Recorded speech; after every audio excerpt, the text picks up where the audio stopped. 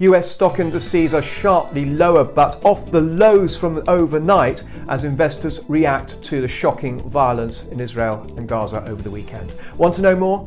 Keep watching. Hello, I'm David and this is Trading Today. Yes, of course, this is the front piece of news that we're dealing with at the moment. The incursions into Israel, the deaths, everything else that's going on there, the likelihood of a strong Israeli response, the fears that this could spill over into something covering more of the Middle East and certainly Iran as well. And it's all playing into a sell-off in risk markets. We've seen stock indices fall quite sharply overnight, although I should say that they are trading off their lows at the moment, so they have bounced a bit, but we're seeing the oil price nearly 4% higher. It has been a little bit higher as well. We're seeing a bit of a bounce in precious metals and indeed the dollar as well, as investors go into and look for a safety trade. We haven't seen any reaction from the US bond market because bonds are closed for Columbus Day, so that will come tomorrow.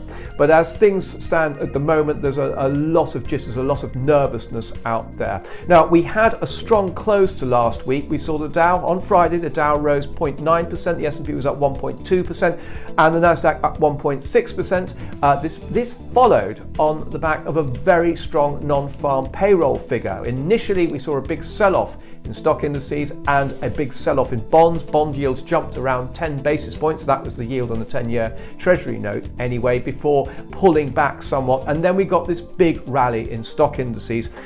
And I think possibly, as a way of explaining it after the event, initially there was a shock at how strong the payroll figure was, and feelings that this is just adding to the tightness in the labour market, which would have the danger of leading into wage demands and more inflationary pressures for the Federal Reserve to deal with, and they deal with that with higher rates being higher for longer.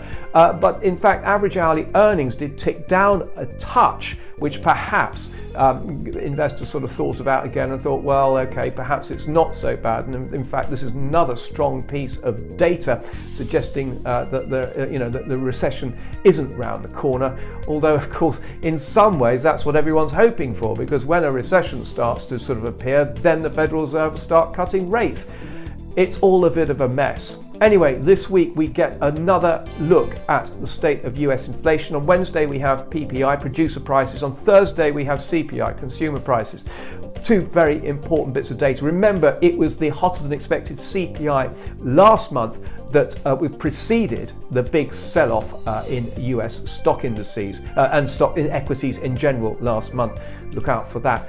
And of course, at the end of the week, we get some big financial institutions coming up with Q3 earnings. Citigroup, JP Morgan, Wells Fargo. We also have United Health, and we have the Taiwan semiconductor manufacturing company as well. Thank you very much for watching. I hope you found this of use. If you did, please like and follow, and best of luck with your trading. Goodbye.